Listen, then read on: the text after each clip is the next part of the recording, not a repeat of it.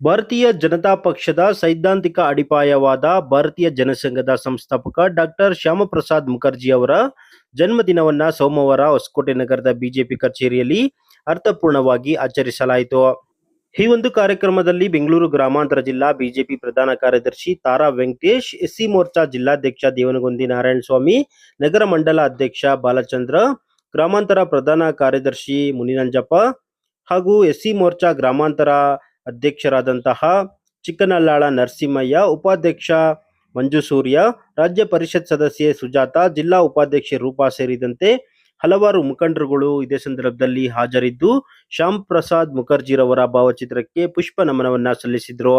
ಕಾರ್ಯಕ್ರಮವನ್ನು ಉದ್ದೇಶಿಸಿ ಬೆಂಗಳೂರು ಗ್ರಾಮಾಂತರ ಜಿಲ್ಲಾ ಬಿಜೆಪಿ ಪ್ರಧಾನ ಕಾರ್ಯದರ್ಶಿ ತಾರಾ ವೆಂಕಟೇಶ್ ಅವರು ಮಾತನಾಡ್ತಾ, ಶ್ಯಾಮ್ ಪ್ರಸಾದ್ ಮುಖರ್ಜಿರವರು ದೇಶದ ಏಕತೆ, ಅಖಂಡತೆ ಮತ್ತು ರಾಷ್ಟ್ರೀಯತೆಯ ಪ್ರತೀಕವಾಗಿದ್ದರು. ಅತಿ ಚಿಕ್ಕ ವಯಸ್ಸಿನಲ್ಲಿಯೇ ಉನ್ನತ ಶಿಕ್ಷಣ ಪಡೆದು ಕಲ್ಕತ್ತಾ ವಿಶ್ವವಿದ್ಯಾಲಯದ ಕುಲಪತಿಯಾಗಿ ಸೇವೆ ಸಲ್ಲಿಸಿದ ಅವರು ಸ್ವತಂತ್ರ ಭಾರತದ ಮೊದಲ ಕೇಂದ್ರ ಸಚಿವ ಸಂಪುಟದಲ್ಲಿ ಕೈಗಾರಿಕಾ ಸಚಿವರಾಗಿ ಕಾರ್ಯನಿರ್ವಹಿಸಿ ದೇಶದ ಅಭಿವೃದ್ಧಿಗೆ ಗಮನಾರ್ಹ ಕೊಡುಗೆ ನೀಡಿದರು.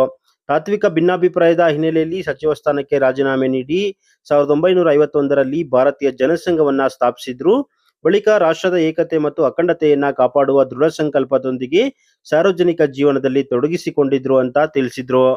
ನಮಸ್ಕಾರ. ಇವತ್ತು ಭಾರತ ದೇಶಾದ್ಯಂತ ಬಿಜೆಪಿ ಪಕ್ಷದ ಒಂದು ತಳಬೇರು ಅಂತಂದ್ರೆ ಜನಸಂಘ. ಈ ಒಂದು ಜನಸಂಘದ ಸ್ಥಾಪಕರಾದಂತಹ ಶ್ಯಾಮ್ ಪ್ರಸಾದ್ ಮುಖರ್ಜಿ ಅವರ ಜನ್ಮ ಆಚರಣೆಯನ್ನ ಮಾಡ್ತಾ ಇದ್ದೀವಿ. ಈ ಒಂದು ಶ್ಯಾಮ್ ಪ್ರಸಾದ್ ಮುಖರ್ಜಿ ಅವರ ಒಂದು ಬಗ್ಗೆ ಇವತ್ತು ನಾವು ಯಾಕೆ ಅವರನ್ನ ನೆನ್ಕೊಳ್ಬೇಕು ಅಂತಂದ್ರೆ, ಶ್ಯಾಮ್ ಪ್ರಸಾದ್ ಮುಖರ್ಜಿ ಅವರು 1901ರಲ್ಲಿ ಕಲ್ಕತ್ತಾದಲ್ಲಿ ಅವರು ಜನನ ಆಗ್ತದೆ. ಅವರು ಅತಿ ಚಿಕ್ಕ ವಯಸ್ಸಿನಲ್ಲೇ ಉನ್ನತ ವ್ಯಾಸಂಗವನ್ನ ಮಾಡಿ ಕಲ್ಕತ್ತಾ ವಿಶ್ವವಿದ್ಯಾನಿಲಯದಲ್ಲಿ ಕುಲಪತಿಗಳಾಗಿ ಕೆಲಸವನ್ನ ಮಾಡ್ತಾರೆ. ತದನಂತರ ಪ್ರಥಮ ಸಚಿವ ಸಂಪುಟದಲ್ಲಿ, ನೆಹರು ಅವರ ಪ್ರಥಮ ಸಚಿವ ಸಂಪುಟದಲ್ಲಿ ಇವರು ಒಂದು ಸಚಿವ ಸ್ಥಾನವನ್ನ, ಕೈಗಾರಿಕೆ ಮಂತ್ರಿಗಳಾಗಿ ಒಂದು ಉನ್ನತವಾದಂತಹ ಒಂದು ಕೆಲಸವನ್ನ ಮಾಡಿರುವಂತದ್ದು ನಾವು ನೋಡ್ತೀವಿ. ಅದೇ ರೀತಿಯಾಗಿ ಅಂತಹ ಒಂದು ಸಂದರ್ಭದಲ್ಲಿ ನೆಹರು ಅವರ ಒಂದು ದುರಾಡಳಿತವನ್ನ, ನೆಹರು ಅವರ ದೇಶದ ವಿಭಜನೆಯನ್ನ ಮಾಡಬೇಕು ಅಂತ ಹೊರಟಾಗ ಇವ್ರೇನ್ ಮಾಡ್ತಾರೆ, ಸಿಡಿ ಹೇಳ್ತಾರೆ, ಇವತ್ತು ಭಾರತ ದೇಶ ಅಖಂಡವಾಗಿರ್ಬೇಕು, ಭಾರತ ದೇಶ ಏಕತೆಯಿಂದ ಇರಬೇಕು, ಅದಕ್ಕಾಗಿ ನಾವು ಈ ಒಂದು ಕಾಂಗ್ರೆಸ್ ಪಕ್ಷದಲ್ಲಿ ನಾನು ಮಂತ್ರಿಯಾಗಿ ಇರಲ್ಲ ಅಂದ್ಬಿಟ್ಟು ರಾಜೀನಾಮೆಯನ್ನು ಕೊಟ್ಟು ಬಂದು 1951ರಲ್ಲಿ ಈ ಒಂದು ಜನಸಂಘವನ್ನ ಸ್ಥಾಪನೆಯನ್ನ ಮಾಡಿದಂತಹ ಮಹಾನುಭಾವ ನಮ್ಮ ಶ್ಯಾಮ್ ಪ್ರಸಾದ್ ಮುಖರ್ಜಿ ಅವರು. ಏನವತ್ತು ತಮ್ಮ ಒಂದು ದೃಢವಾದಂತಹ ಮನಸ್ಥಿತಿಯನ್ನು ಇಟ್ಕೊಂಡು ಇವತ್ತು ದೇಶದ ಅಖಂಡತೆಯನ್ನ ನಾವು ಕಾಪಾಡ್ಕೊಡ್ಬೇಕು, ಇವತ್ತು ಹಿಂದೂ ಧರ್ಮವನ್ನ ನಾವು ಕಾಪಾಡ್ಕೊಳ್ಬೇಕು, ಇವತ್ತು ದೇಶದ ವಿಭಜನೆಗೆ ನಾವು ಯಾವುದೇ ರೀತಿಯಾದಂತಹ ಅವಕಾಶವನ್ನ ಕೊಡಬಾರ್ದು ಅನ್ನುವಂತಹ ಒಂದು ಒಳ್ಳೆಯ ಉದ್ದೇಶವನ್ನು ಇಟ್ಕೊಂಡು ಏನು ಜನಸಂಘವನ್ನ ಸ್ಥಾಪನೆ ಮಾಡ್ತಾರೆ ಶ್ಯಾಮ್ ಪ್ರಸಾದ್ ಮುಖರ್ಜಿ ಅವರು. ಇವತ್ತು ನಾವು ನೋಡಕ್ ಹೋದ್ರೆ ಇಡೀ ಪ್ರಪಂಚದಲ್ಲಿ ಅತ್ಯಂತ ಹೆಚ್ಚು ಸದಸ್ಯರನ್ನ ಹೊಂದಿರುವಂತಹ ಯಾವ್ದಾದ್ರು ಪಕ್ಷ ಇದ್ರೆ ಅದು ನಮ್ಮ ಬಿಜೆಪಿ ಪಕ್ಷ ಅನ್ನುವಂಥದ್ದು ಈ ಸಂದರ್ಭದಲ್ಲಿ ನಾನು ಹೇಳಲು ಇಷ್ಟಪಡ್ತೇವೆ.